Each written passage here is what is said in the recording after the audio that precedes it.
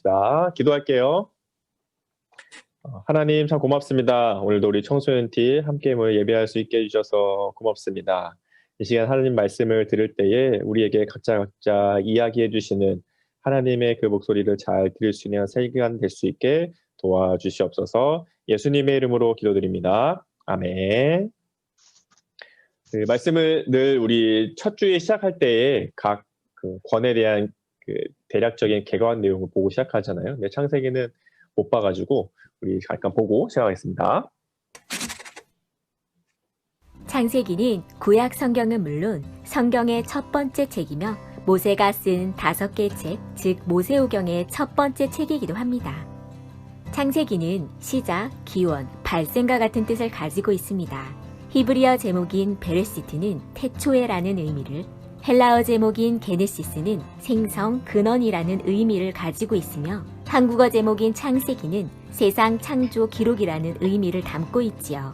즉 하늘과 땅, 우주 안에 있는 모든 것들에 대한 시작이라는 의미를 담고 있는 책이 창세기입니다. 창세기는 1장부터 11장까지 그리고 12장부터 50장까지 구분해서 보면 좀 더 이해하기 쉽답니다. 1장부터 11장까지는 태초의 이야기, 즉 먼 옛날의 이야기를 다루고 있습니다. 세상 창조 이야기, 인간의 창조와 타락 이야기, 노아의 홍수 이야기, 그리고 바벨탑 이야기까지 포함되어 있습니다. 하나님께서 어떤 방식으로 세상을 만드시고 사람을 만드셨는지, 또 사람이 저지른 첫 죄에 대한 이야기와 홍수로 많은 사람들이 죽어야 했던 이유들, 그리고 사람들의 언어가 흩어진 이유에 대해서 자세하게 알아볼 수 있지요. 12장부터 50장까지는 4명의 중요한 인물에 대한 내용이 나옵니다. 첫 번째는 믿음의 조상 아브라함입니다. 아브라함은 자기의 생명보다도 귀한 아들을 제물로 바치라는 하나님의 요구 앞에 순종할 정도로 모든 것을 내려놓고 하나님을 굳게 믿었습니다. 두 번째는 약속의 아들 이삭입니다. 하나님의 약속을 신뢰하고 선물로 받은 아들이라 약속의 아들이라고도 불립니다. 세 번째는 야곱입니다. 쌍둥이 형 에서에게서 팥죽 한 그릇의 장자권을 양수받고 어머니의 도움으로 아버지에게서 장자의 축복까지 받아냈습니다. 형의 보복이 두려워 하란으로 떠난 이후 외삼촌 라반의 딸 레아와 라헬을 아내로 맞아 12아들을 낳았고 이들이 이스라엘 12부족의 조상이 됩니다. 네 번째는 요셉입니다. 야곱의 12아들 중 요셉은 형들에게서 미움을 받아 이집트로 팔려가고 그 이후에도 감옥에 갇히는 등 여러 가지 시련이 닥칩니다. 그러나 불평하지 않고 오로지 하나님을 믿고 따라가는 모습을 보여주지요. 요셉은 이집트의 총리가 되었으며 이후 기근을 피해 이집트로 온 아버지 야곱과 형들을 다시 만나게 됩니다. 이처럼 창세기는 태초의 신비로운 이야기들과 족장시대의 흥미진진한 이야기들을 가득 담고 있는데요. 이런 이야기 속에서 하나님의 부르심과 응답, 그리고 어떻게 약속을 이루어 가시는가를 엿볼 수 있는 재미있는 성서입니다.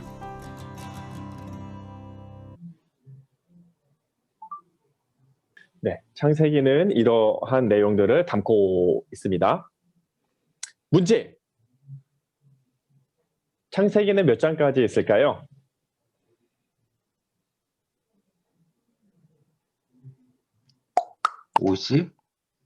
50장까지 있는데 문제 아니었고요.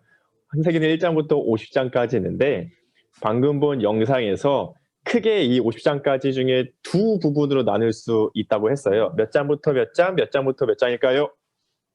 1부터 네? 11, 12부터 50이요. 고! 정답. 열심히 봤네, 민우. 네. 자, 창세기는 크게 1장부터 11장, 12장부터 50장 이 두 부분으로 나눌 수 있다고 했어요. 베스킨라빈스 상품권을 드리겠습니다 라고 말하고 문제를 내려고 했는데 말하기 전에 맞춰가지고 줘야 되냐 말아야 되냐? 안 줘도 돼요. 진짜? 네. 그래? 알았어. 그러면 안 줄게. 다음에 몰아서 더 좋은 상품으로 찾아뵙겠어. 달라고 하면 주려고 했는데 베스킨라빈 정도는 너무 약한가? 아무튼 1장부터 11장까지가 앞부분, 그리고 12장부터 50장까지가 이제 뒷부분, 이렇게 앞뒤라고 생각하시면 될 것 같아요. 그 중에 오늘은 앞부분의 마지막 11장에 대한 내용입니다. 그래서 오늘 이 내용을 먼저 살펴보기 전에 좀 같이 보면 이제 시작하는데 좀 도움이 되겠다 싶은 영상이 또 하나 있어요. 같이 보고 시작하겠습니다. 재밌는 거예요.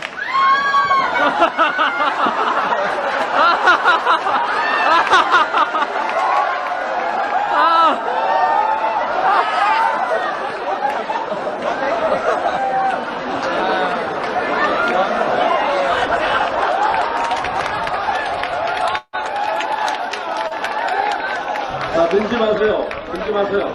들어가, 나머지 들어가. 나머지 들어가.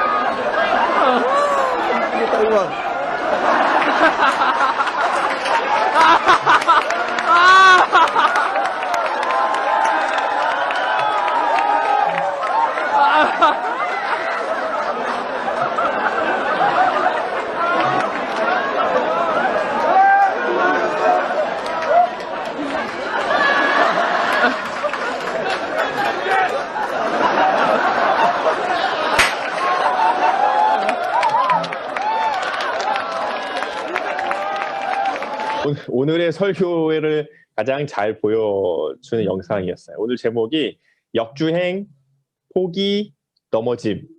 역주의 포기, 넘어짐이거든요.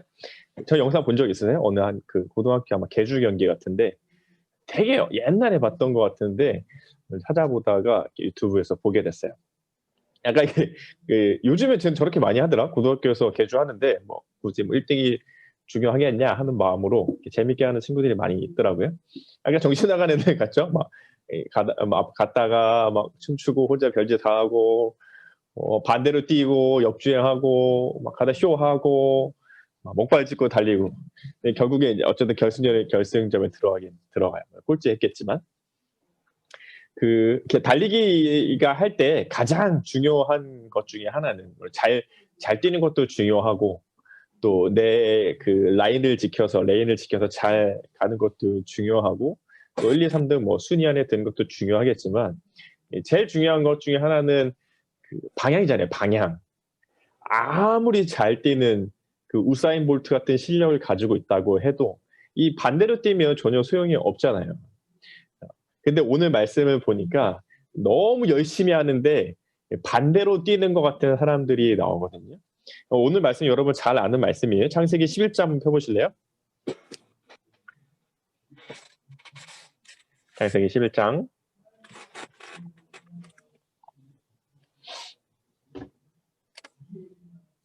3절과 4절 말씀을 같이 읽어볼게요. 11장 3절 4절 시작. 서로 말하되 자 벽돌을 만들어 견고히 굽자 하고 이에 벽돌로 돌을 대신하며 역청으로 진흙을 대신하고 또 말하되 자 성읍과 탑을 건설하여 그 탑 꼭대기를 하늘에 닿게 하여 우리 이름을 내고 온 지면에 흩어짐을 면하자 하였더니 노아의 홍수 이후에 사람들이 여전히 악한 마음을 가지고 있었죠. 근데 이 사람들이 너무나도 열심히 3절 4절에 보니까 벽돌을 만들어요. 이 수천 년 전이잖아요. 그러니까 지금 같은 기술로 만들 수 있는 게 아니라 아주 고도의 기술력이나 노력이 필요한 거거든요. 벽돌을 굽는다는 거 심지어. 이 벽돌을 만들어서 우리가 굽자. 그리고 그걸 이제 쌓아서 올려야 되는데 그거를 그냥 쉽게 구할 수 있는 진흙이 아니라 역청, 이 소나무 송진이나 이게 끈적끈적한 거 있잖아요. 그런 이제 아주 고도의 기술력을 갖춘 접착제 같은 거죠. 그런 거를 가져다가 우리가 바르자는 거예요. 그러니까 벽돌을 만들어서 쌓고 역청을 가져다가 붙이면서 우리가 성을 만들고 탑을 쌓아서 올리자는 거죠. 얼마나 열심히 해요. 대충 만든 게 아니라 사람들이 다 같이 모여가지고 정말 열심히 만든 거예요. 성과 탑을 쌓는 거였죠. 근데 그렇게 하는 이유가 뭐였냐면 4절 뒤에 보니까 우리 이름을 내자. 하늘에 그 탑 꼭대기가 하늘에 닿게 해서 우리 이름을 드러내고 온 지면에 흩어지지 말자는 거죠. 흩어지지 말고 우리 모여 살자. 같이 있자. 그러니까 그러기 위해서는 튼튼하게 성을 짓고 튼튼하게 탑을 쌓자는 거였어요. 이 겉보기엔 좋아 보이거든요. 아, 좋네. 안전하고 아주 잘 지키면서 살자고 하는 거구나라고 잘못하면 보여질 수 있는데, 그런데 하나님이 원래 명령하신 인간들에게 명령하신 내용은 뭐였냐면 창세기 1장 28절 보실래요? 가까우니까 한번 넘겨보세요. 창세기 1장 28절을 제가 읽어줄게요.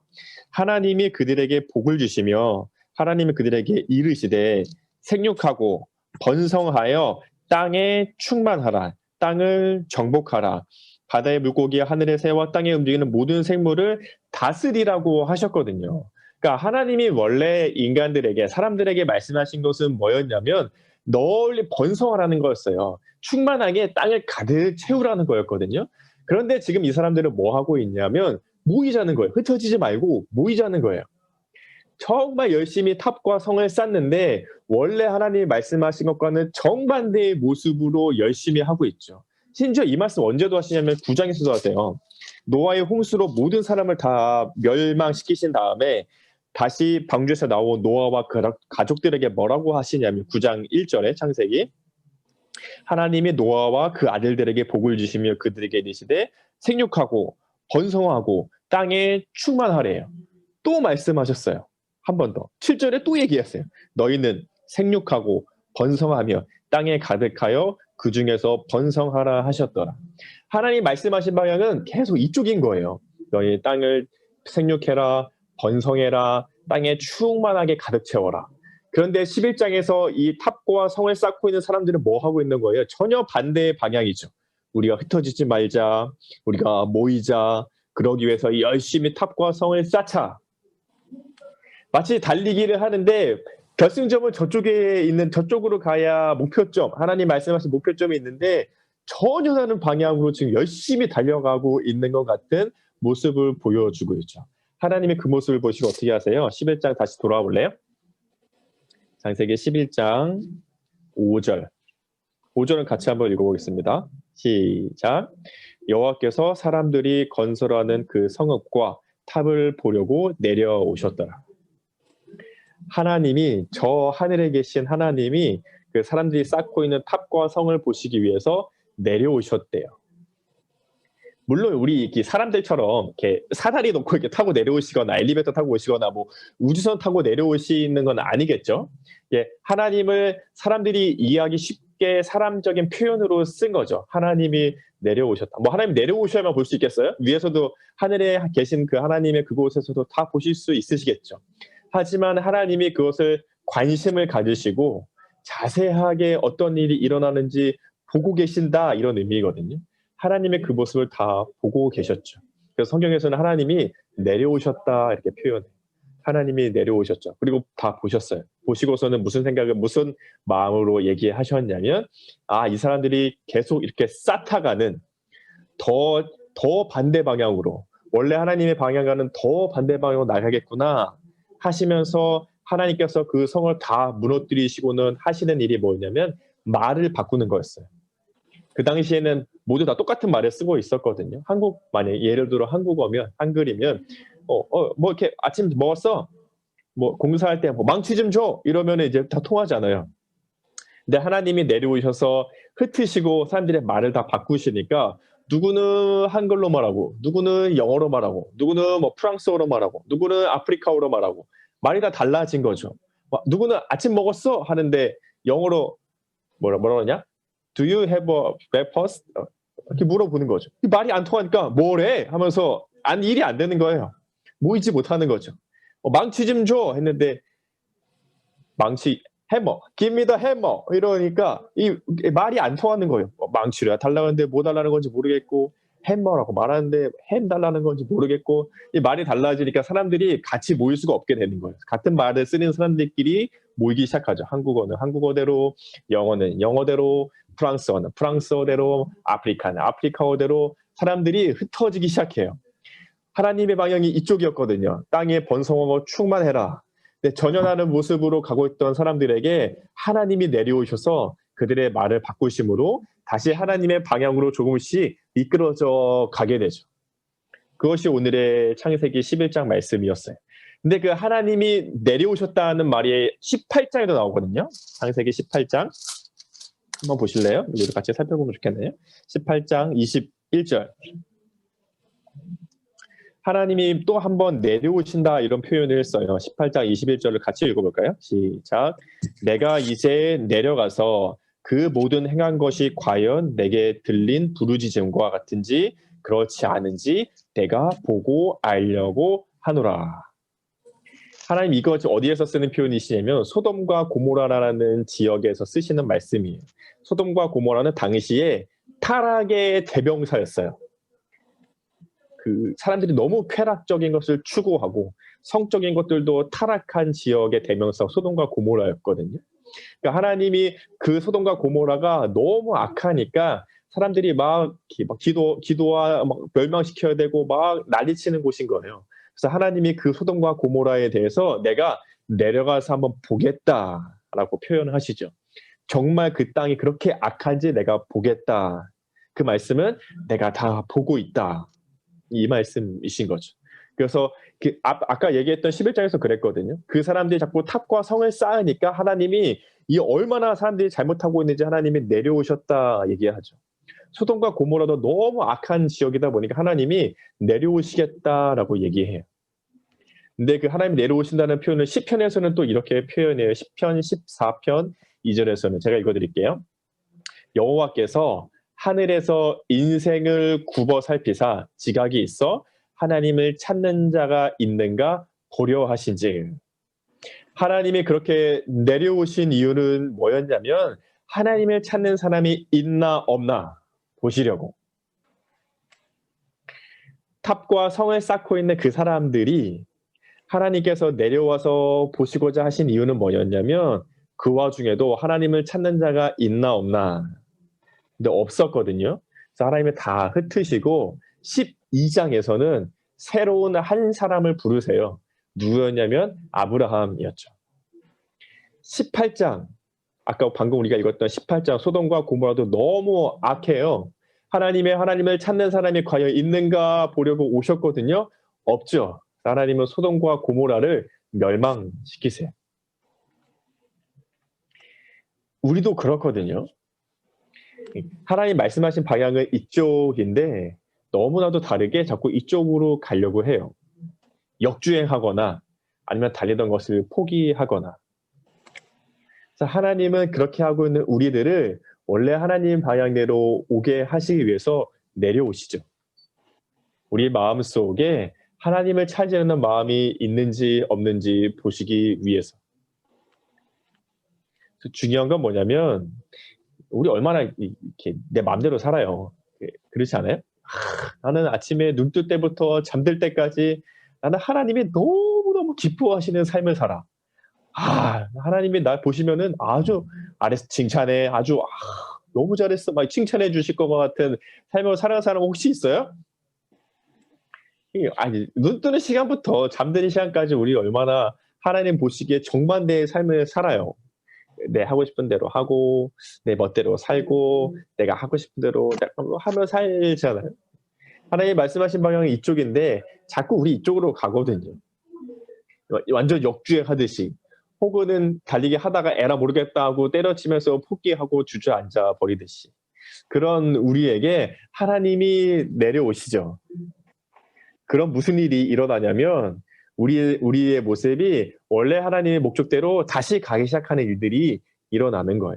중요한 건 뭐예요? 하나님이 내 안에, 하나님이 우리 안에 내려오시는 것을 기다리고 바라고 소망하고 내려오시기를 간절히 바라는 마음이 필요한 거죠. 우리의 힘으로 갈 수 있을까요? 못 가요.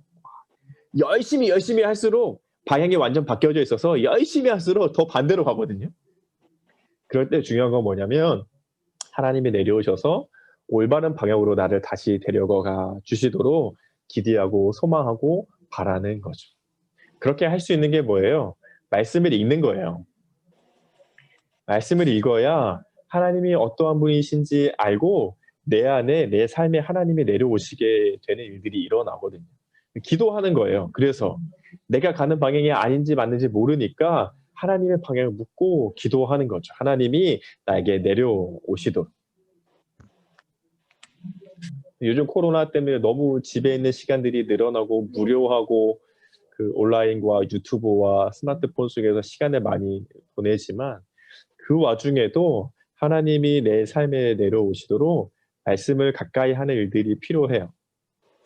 그래서 우리 전체 카톡방에 매일 아침 올라가잖아요. 오늘을 여는 말씀, 또 365일 매일 성경 교독 읽기, 또 수요일이면은 온 가족 성경 읽기, 또 주일이면은 또 같이 이렇게 예배하며 말씀을 나누는 일들, 또 기도하는 일들, 또 금요 기도의 영상들. 그 어른들만 하는 게 아니고 여러분도 하는 거예요. 민우도, 민찬이도, 예찬이도, 원기도, 저도, 청소년들도, 어린이들도, 아이들도 다 같이 하는 시간이에요. 하세요. 말씀을 가까이 하는 일들을 하세요. 성경에 이렇게 쿵딱딱 소리 난다. 말씀을 가까이 놓고 읽는 시간들, 기도할 수 있는 시간들, 예배할 수 있는 시간들, 찬양할 수 있는 시간들을 가까이 하는 것. 하나님이 내 삶에 내려오시는 일들이 일어나는 것. 그런 일들이 우리 삶 가운데 일어나게 되는 거죠. 아시겠죠? 알겠습니까? 네. 네. 음소거 해놓은 사람들은 손으로 표시해줘도 괜찮아요. 아시겠습니까? 음소거 놈들. 뭐 그래. 네. 편한 대로. 켜주면 좋고, 말하면 불편하면 음소거 해놔도 괜찮고. 기도하겠습니다. 하나님 고맙습니다. 오늘도 함께 예배할 수 있도록 해주신 하나님. 우리의 삶에 하나님이 내려오시는 일들이 일어나도록 도와주시옵소서. 우리 삶은 겉보기엔 좋아 보일지 뭐라도 열심히 할수록 최선을 다할수록 이상하게 삐뚤어진 마음이 하나님과는 정반대로 나아가게 합니다. 하나님께서 내려오셔서 다시 하나님께로 인도되도록 하나님 정하신 목표와 방향대로 갈 수 있도록 말씀을 가까이, 기도를 가까이, 예배와 찬양을 가까이 할 수 있는 우리 삶이 될 수 있게 도와주시옵소서. 감사드리며 예수님의 이름으로 기도합니다. 아멘. 우리 봉헌 할까요? 오늘 봉헌 찬양을 우리 주는 완전합니다 1월 다짐 찬양을 부르고 있는데 같이 나누고 싶은 찬양이 있어서 가지고 왔으니까 보면서 봉헌 찬양 또 헌금하는 마음을 담아서 같이 보면 좋겠습니다. 주여 우리 연약합니다. 주여 우리 연약합니다. 우리 오늘을 힘겨워합니다. 주 뜻 이루며 살기에 부족합니다. 우리 연약합니다. 주여 우리 넘어집니다. 주여 우리 넘어집니다. 오늘 하루도 실수합니다. 주의 긍휼을 구하는 죄인입니다. 우리 주만 바라봅니다. 한없는 주님의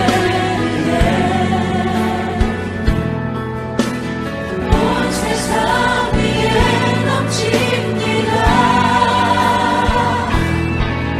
가릴 수 없는 주여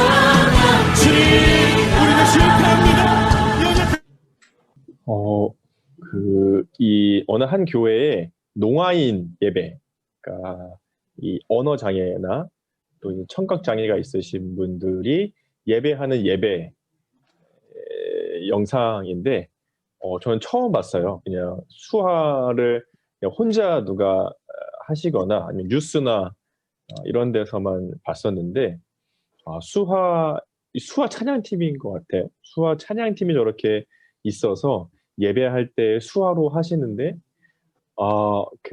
내가 비록 뭐 언어나 청각 장애는 없지만 그분의 영상을 보고 있으니까 나보다 뭐 전혀 그런 것과 상관없이 온 마음으로 찬양하고 계시는 거 이렇게 느껴져서 같이 좀 공유해서 보고 싶었어요. 이런 분들도 또 여러 각자의 모습을 예배와 찬양하고 있다. 이런 것들을 같이 보면 좋을 것 같아서 나눠봤습니다. 기도하고 축도와 예배 마칠게요. 하나님 고맙습니다. 오늘도 하나님께 드려질 귀한 예물들을 들고 왔습니다. 이것이 쓰인 곳들마다 하나님의 영광을 위해 예수님의 십자가의 복음이 전해진 일들에 귀하게 나누어지도록 주님 축복해 주시옵소서. 우리의 마음과 정성을 다해 드리니 기쁘게 받아주시고 우리의 믿음이 더욱더 자라는 도구로 사용해 주시옵소서. 주 예수 그리스도의 은혜와 하나님의 사랑과 성령의 교통하심이 우리 에바다교회 청소년팀과 함께 있을지어다. 아멘.